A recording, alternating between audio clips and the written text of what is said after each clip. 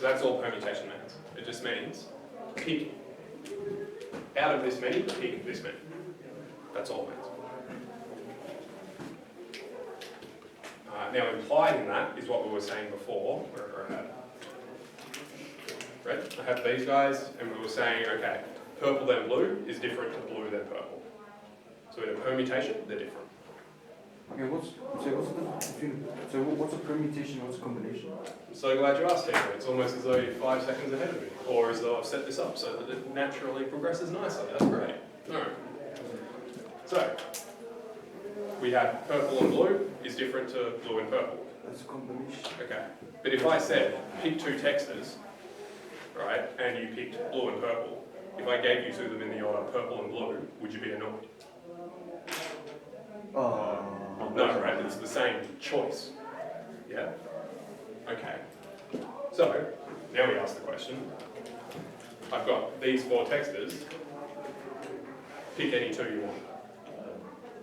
Is that a combination? Right, this will be a combination. Right? Ah. Okay. How many choices do you have? You have 4. I mean 5. I mean 8. Think it through. Take a second to actually think. 12.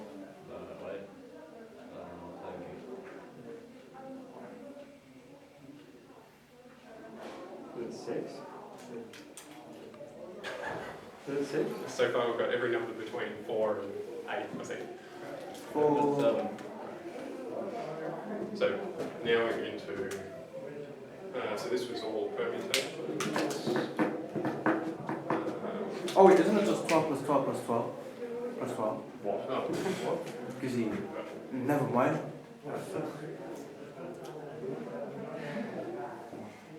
When you say pick any 2 you want, does it have to be in, can it be any order, or does it have to be order the same order count? So if I pick green and blue, does that mean If you pick green and blue, that's the same as picking blue and green. okay. So it's just ultimately what you end up holding. Yeah. Okay. So how many possible choices do you have? 12. Is it 12? Isn't it who? Oh wait, no, it's 6. Yeah, it's 6. It's 6. So we've got 2 and 12 added in. Oh, is it? It's 6, isn't it? Okay, so does this seem like we should probably systematize what we're thinking?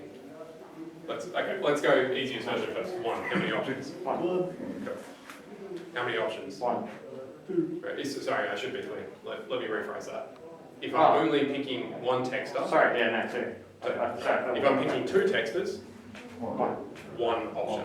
Because this and this is the same now. Yeah. Cool. Alright. What colour was this green? Okay, got those 3. 2. Yeah, we get 1 and 2. Oh, I haven't told you how many you're picking. 1 and 2. If you're only picking 1 texture, how many options? 3. 3. If you're picking 2 textures, how many options? 2. 3. No. 4. 2. Ooh, that was interesting. 3. It's 3. It's 3. Okay. You get purple, So, blue, purple, yeah, green. well, let's roll this. Blue, Because green. it's straight. It's So, 3. pick 2 from 3. Okay.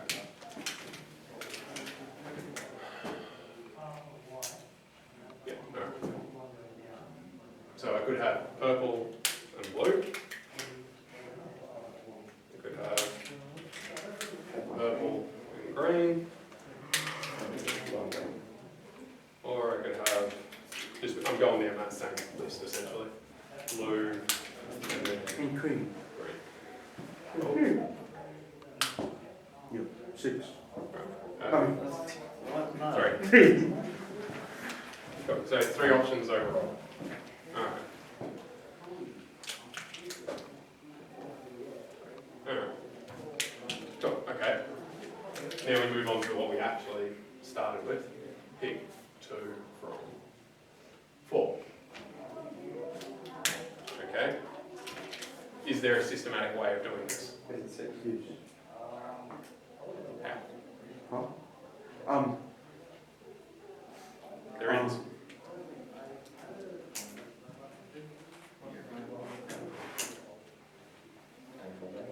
Yeah. So if you have the 4 markers in like any order, Yeah. you have to pick one. So that's 1, 2, 3, Yeah. 4, 5, 6. That's how I do it in my head as well. Okay. So Yeah, that's alright, but I don't know what you mean by systematic. Like, without. Okay, so I could pick purple first, in which case I'd have blue, or green, or red. Okay, is there any other combination with purple possible? No, that's it, I've exhausted purple. Great, now I move to the next layer. Cool, alright, now I'm only going to pick blue. Okay, well, I can have blue with green, blue with red, but I can't have blue with purple, because blue with purple's already there. Ah. And then I'll have one left, and then Right. 3 plus 2 plus 1 Green. equals 6. And red. Cool. So I get this nice tapering thing. Okay. So if also instead of combinations, permutations timesing together, was combinations adding together? Sort of. So if it was like from 3, so you go 3, so you go 3, so you got 2 plus 1, and then if it was from 4, you go 3 plus 2 plus 1, and if it was from, let's say, pick 2 from 10, it'll be 9 plus 8 plus 7 plus 6 plus 5. If you are only picking 2, yes. Ah! But we're going to want to generalize even further again. So, now we ask the next.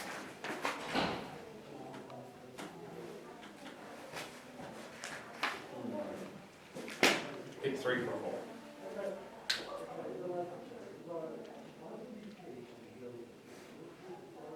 Is this straightforward? Yes and no, I don't know. Okay. When I show you the quick way, you'll be like, that's really straightforward when you think about it that way.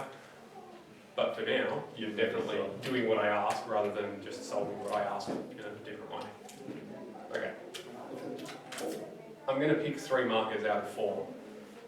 Necessarily, what does that mean for the other marker? That they're not going to be part of the club. Right, so necessarily one of them is left out. No matter what I pick, one has to be left out. Oh, so you just cannot. Right, it's false. Yeah. Because if I don't change the marker that's left out, I haven't changed the combination. Doesn't mean it's. Oh, okay. And that's why when you pick 2 from 3, the answer is 3. Yeah, because it's the same as 1 from. Yeah, it's the same as 1 from 3. Because you can think of it that way, or you could think of it as, what are you leaving out? Well, here I'm leaving out green, here I'm leaving out blue. So if it was 5 from 6, would it be just 6? Okay, second. Would it be if we're doing the almanac? Okay. Okay. Would it be n times minus n or what? Write down what you're trying to say, and then I'll read that because you're saying. Oh, so Yep. so saying that, can you be like picking picking n from n just equals, wait a minute, picking n minus 1 from n just equals n? Yes, Is that what it is? for combinations. Yeah. So if it was like 99, pick 99 from 100, it'll just be 100. Yes, Right. because there's 100 ways to leave one out. Yeah. Perfect. So that's one of the shorthand things we'll do. Alright, so pick 3 from that. Now we could write this out. Pick 3 from 4. So 1, 2, 3. Yep. Oh, it's wrong blue. That's not. Blue.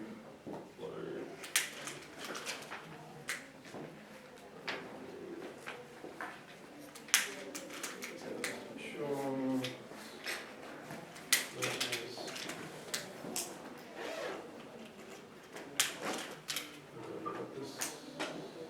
Oops. Yeah, what did I do there? Oh, I can just go down the line. Blue.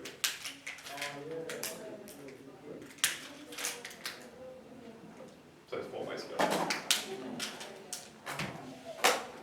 Or alternately, the fast way of thinking about it, this is just no red, no green, no blue. Ooh, that's bad blue. That's a bad. Okay, I think I get it. Sorry? I think I get it. You think you get it, or you think you don't get it? I think I get You it. think you get it, right? Right, alright.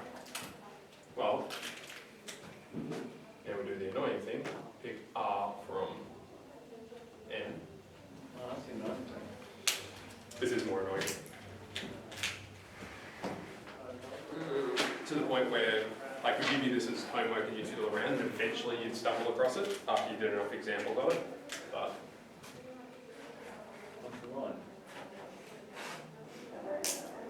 it ends up being hard. Oh. Because all you're doing is removing all of the reorganised versions. How many ways are there to organise a selection of R things? Well, there's R factorial ways of organising those things, because you could put the first one in R places. Sorry, you could put R things in the first place, and then R minus 1 in the second place, R minus 2 in the third place, and so on down. So you end up just dividing by that extra repeats. And so this is NC R. C for combinations. Now, the thing that is critical to remember, order matters. Order doesn't matter for combinations. Order irrelevant. Or alternately, no repeats. No shuffles. That makes sense. You get what I mean by no shuffles. You can't just change the order and call it something different. Maybe so. If it was blue, red, green, right? Like blue, red, green, brown, and then the next combination was blue, red, green, orange. But does that two? They're different, right? Because one had brown, one had orange, so you can't turn one into the other one. So with combinations, if you can turn one into the other one, they count as the same thing. With permutations, so long as the order is different, they count as different things. So that's that.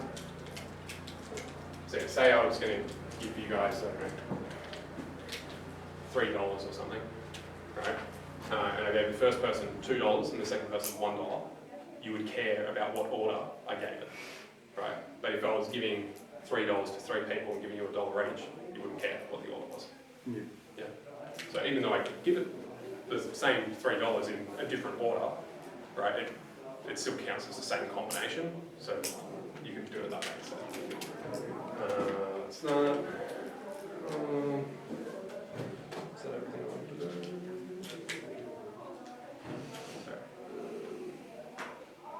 Other notation. This turns up a bit in certain areas of math to the point where they shorten to that. So because these n's and r's can become quite complicated in themselves, they can be entire algebraic expressions. And so rather than having algebraic expression in superscript and then another one in subscript, you just have one on the top, one on the bottom with brackets around it.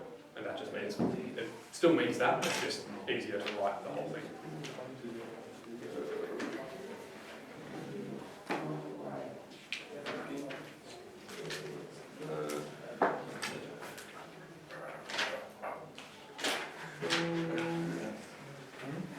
To if it was to pick any 3 from 7, how would that work? Pick any 3 from 7. Okay, do you want the order to matter or not? No.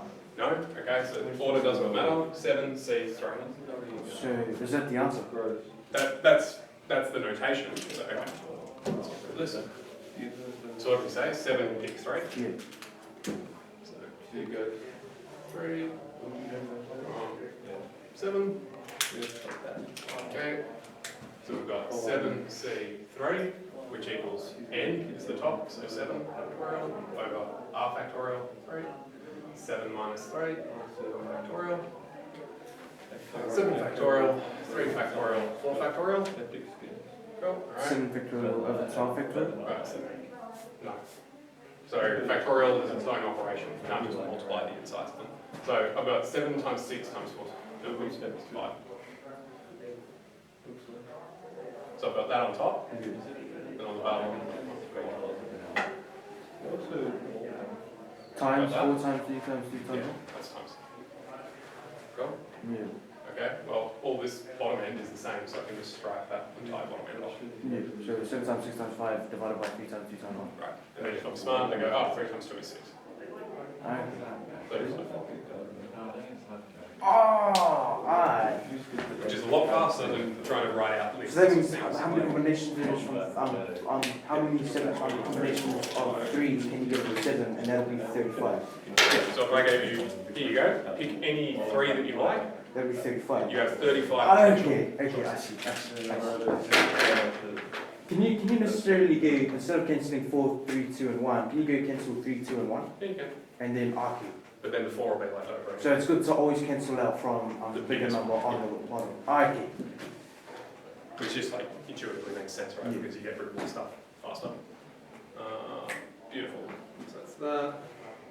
Cool. A couple little side notes just to make life a bit easier.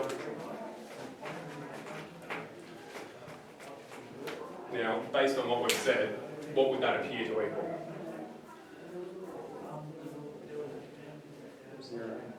0, right? Because we said, oh, you just keep going, you multiply and keep going down, but 0 is already at the end. No. So this equals 1. Now, there is a proper mathematical way of doing this, which is way beyond methods. So instead, I'm going to give you the easy way of thinking about it, because that's sufficient for what you'll actually use it for. Oh, wait. Whatever you have, when you pick out 0, you already have got that what's left over, so it's 1. Sure, I think. So I'm guessing like the factorial is like the power by 1. Ours is power by 0, so it equals 1. So it's like x to the power of 0, and then equal 1. Not quite. So, okay. Think of it this way. We were saying before, the way we generated this in the first place was we had 4 objects. How many ways can I arrange them? Yeah. If I have 0 objects, how many ways can I arrange 0 objects? 1. One way. There it is. There is your 0 objects. Oh. Now you could say that's 0 ways, but we're going to define into existence that this exists. So it's still a way. Right, it's still a way. It's just a really boring way. It's trivial. What about 1 factorial? Is that still 1? 1 factorial is 1, because if you have 1 object, how many ways can you arrange the 1 object? Would there be any questions if it was like, can you split 1 from 2? Like, split 2 from 1? What do you mean split 2 from 1? Like, Oh, I have 1 object and pick 2 of the 1 object? No, because it goes outside of what makes sense for this. Having said that, since you brought it up, oh. and this is outside of methods, so don't worry about it. Half factorial equals square root of pi of 2. Whoa. You know? Double check it. I think it's right. Oh. I haven't used it in a while.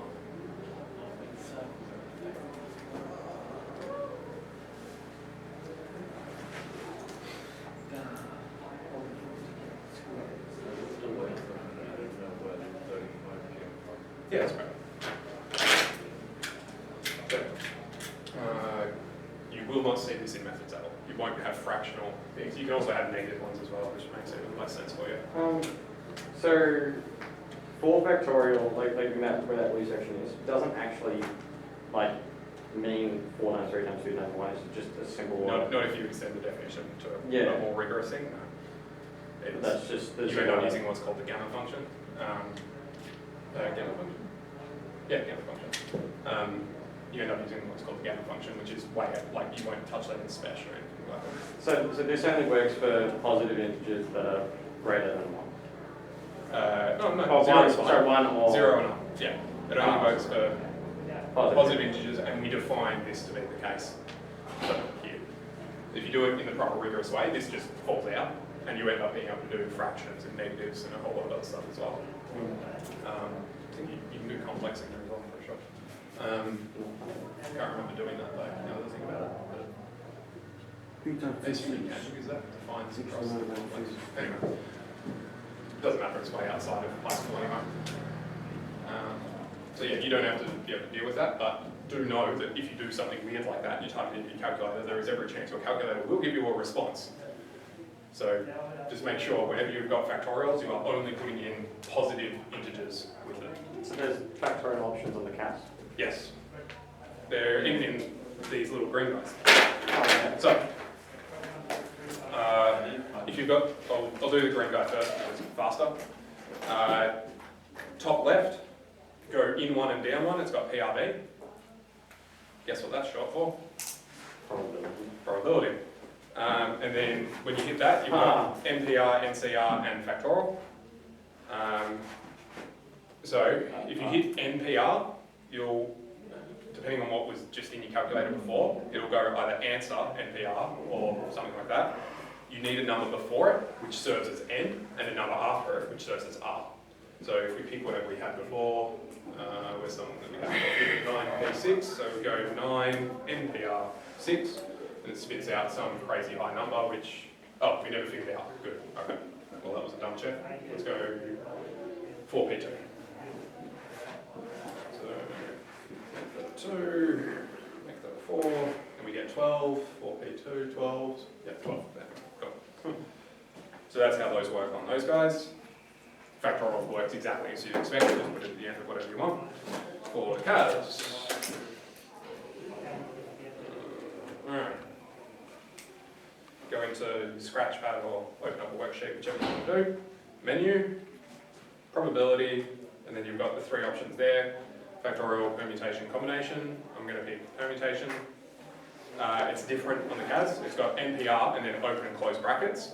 So you put in 4, 2, and that will give you 4P2. So it works as a function rather than as a double-ended word function. But, yeah. Cool. Yeah. Alright, so that's that. So wait, what, sorry, I missed that. So it's got like NPR. NPR open bracket, you put in whatever your N is, comma, whatever your R is. Okay. And then close bracket, and then we'll take those as an argument for a function. Because it works more.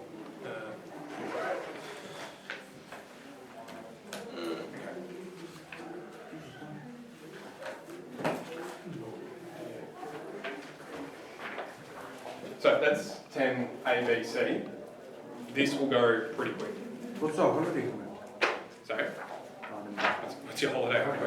Dude, you just came back. I mean, you're welcome to, but... No, it's because you're giving the sheets and you only give them when you're hungry. Usually there's... What? Oh, Zach's not doing it, that's why, right. I was like, oh, well, yeah. You don't know, do you? No. No, yeah. So, what happened to Michael? Sorry? What happened to Michael? Michael. He's out. Yeah, he's right. Well, so are we doing this for the whole week? Yeah. Well, I'm going to do 10 D and E as well, but it's all, like, this part is just, you get used to the notation and do a bit of practice and it's pretty easy. But we're learning anything else? So, the first one I gave you is booklet 1, that should be totally doable. Booklet 2, I can't remember. Booklet 2 has probabilities in it. Booklet 1 only has the counting in it, I'm pretty sure. There's answers in there as well, so that you can check yourself as you go. Because a lot of it will be, you'll do something, look at the answer and go, oh, and then think about it a bit harder. And go, oh, right, because this. Do you want the test? I feel it now. Yeah, I'll pick one as that. Cool, that's that, so that's 10 A, B, C. Will there be a test on this? Yeah. This is our last set? Stats. Yeah, stat 6, yeah. Sec 6? Yeah. You just did stat 5. 6 comes after 5, man. What's, how many sets? How many, oh, no. Okay, sure. How's this? So that's that. Beautiful. That's all. No way. I'll chuck on one extra thing. N minus, sorry. N of C, N minus 1 is equal to NC of 1, which equals N. So, what part of the stuff on the board is like 10A, 10B, and 10C? A, B, C. Yep. Permutations is B, combinations is C. But it's all like really related, hence why I was doing it on the shot, because as TJ pointed out, there's a natural, like, oh, but what if? Like, it just naturally follows. Yeah. Oh, and I should also put, Wait, why does half factorial equal square root pi on 2? Because 1's already below, I'm sorry, half's already below 1. You take factorial, full factorial, right? You go from 4, 3, 2 to 1. Right? But you're already at a half, which is below 1. So how do you get back to 1? You don't.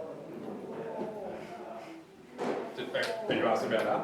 No, the half factorial equals. Don't. Yeah. That's why. Sorry, look at it as That's why I said it's way beyond. Is that like special or even harder? It's not inside Spesh. You need to do complex function analysis stuff. What's that? So, Is that a space? No, it's on special. so okay, you guys know how you do functions, right? So you do real functions, and with respect, you do simple real functions. In Spesh, you do a couple more kinds of functions that are less trivial.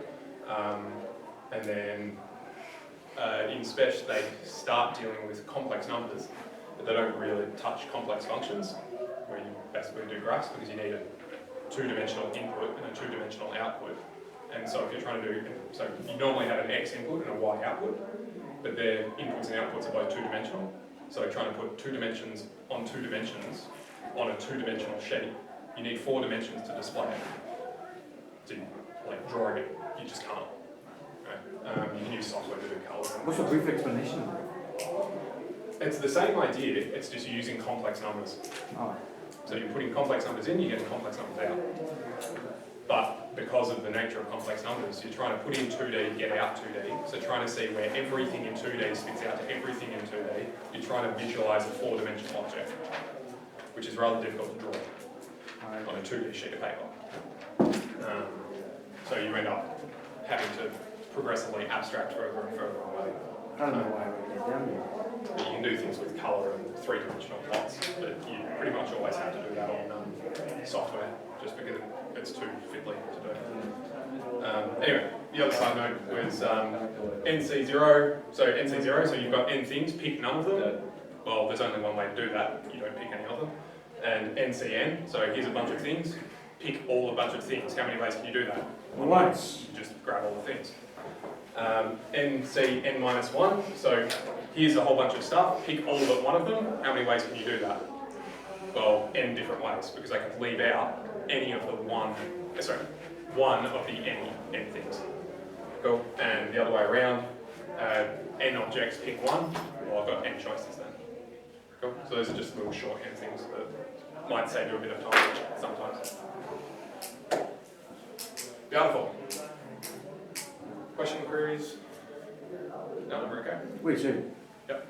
Will we be doing this next lesson? When you say this, Like 10A, B, and C, and the booklets? so this week we're going to finish 10, which has just got D and E to go. So all I'm going to do next time is add in, okay, we want to do probabilities with these, which is largely just one of these divided by another one of these. Because probability is just how many of you do you want out of how many you've got, sort of thing. There's a few little nuances to it, but that's largely it. This is 80% of the work, which is why I'm giving it to you now. So you've got a couple of days to work through it, and you've got study space this afternoon. It's not particularly difficult, it's just easy to miss things and stuff up somewhere. What are we doing next week? 11. 11? Yeah, which I forget what it is. Do you need this back? Yeah. Discrete probability is on it. 7 and 8? Like dice is discrete probability. Like you have 1 or 2 or 3 or 4. You don't have a 3.5. All this outcome. There's no, if I spin a needle, what direction it points, that could be anywhere around. I needed a... I needed a green one.